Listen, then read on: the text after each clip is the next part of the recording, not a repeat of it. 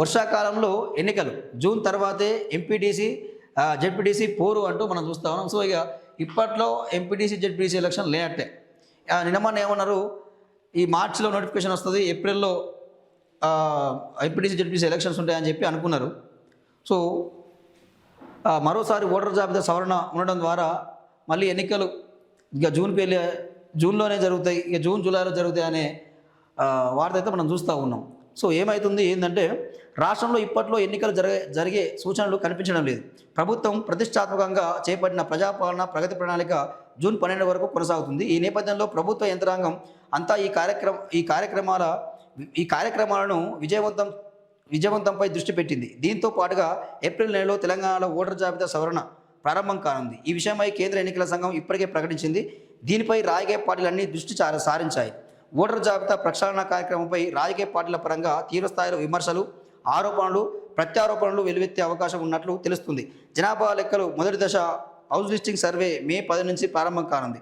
దీంతో ప్రభుత్వ యంత్రాంగం సిబ్బంది పూర్తి స్థాయిలో ఈ ప్రక్రియపై నిమగ్నం కావాల్సి ఉంటుంది. జిల్లా, మండల, గ్రామ స్థాయిలో ఉండే కొద్దిపాటి సిబ్బంది ఈ మూడు కార్యక్రమాలపై పూర్తి స్థాయిలో దృష్టి పెట్టాల్సి ఉంటుంది. ఈ 3 కార్యక్రమాలను అమలు చేయాల్సిన సిబ్బంది అంతా వారే అయినందున ఇప్పటికిప్పుడు ఎన్నికల నిర్వహణకు అత్యవసరమైన సిబ్బంది అందుబాటులో ఉండరని ప్రభుత్వ అధికారులు అంచనా వేస్తున్నారంటూ చూస్తున్నాం. సో ఇక్కడ విషయం ఏంటంటే అండి, అసలు ఈ గతంలో ఏమైంది, ఈ ఎంపీటీసీ జెడ్పీటీసీ వ్యవస్థనే రద్దు చేయాలి, ఈ వ్యవస్థ లేకుండా చేసుకోవాలని చెప్పి వాస్తవానికి క్యాబినెట్లో కొంత చర్చ జరిగిందట. చర్చ జరిగితే ఏమైంది, అది మన పరిధిలో లేదు, మనం చేయలేము, అది కేంద్ర ప్రభుత్వం పరిధిలో ఉన్న అంశము, అక్కడ పార్లమెంట్లో చట్టసవరణ చేయాలి, సో దాన్ని మనం రద్దు చేయలేమని చెప్పి మన అని ఒక అంచనాకు వచ్చిన తర్వాత మళ్ళీ ఎలక్షన్ పెట్టాలని నిర్ణయం తీసుకున్నారు. సో వాస్తవానికి కూడా ఈ మార్చి ఏప్రిల్లో ఎలక్షన్ పెట్టాల్సింది ఉండే. కానీ వాస్తవానికి కూడా మనకు ఉందిన సమాచారం ప్రకారం ఏంటంటే, రేవంత్ రెడ్డి సర్వే చేయించుకున్నాడు.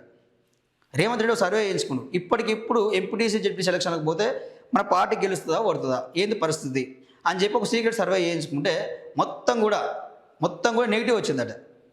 సో ప్రజలెవరు కూడా అంటే ఓటు వేయడానికి రెడీగా లేరు ఆయనకి. అంటే రేవంత్ రెడ్డి ప్రభుత్వం మీద అంత వ్యతిరేకత ఉంది. సో దానికి తోడుగా ఇక కేంద్రం కూడా జనాభా లెక్కలు చేపట్టబోతూ ఉంది. ముందుగా హౌస్ లిస్టింగ్ చేస్తుంది, ఇక తర్వాత జనాభా లెక్కలు ఉంటాయి. సో వాటికి కూడా సిబ్బంది కావాలి, ఈ సిబ్బంది అందరూ కూడా ఆ పనిలో నిమగ్నం అవుతారు కాబట్టి అని చెప్పి ఇప్పుడు ఎలక్షన్లు పెట్టాం. ఇక వర్షాకాలంలోనే ఇక జూన్ జూలైలో ఎలక్షన్లు పెడతామని చెప్పి చెప్తా ఉన్నారు. సో ఇది జరుగుతున్నది.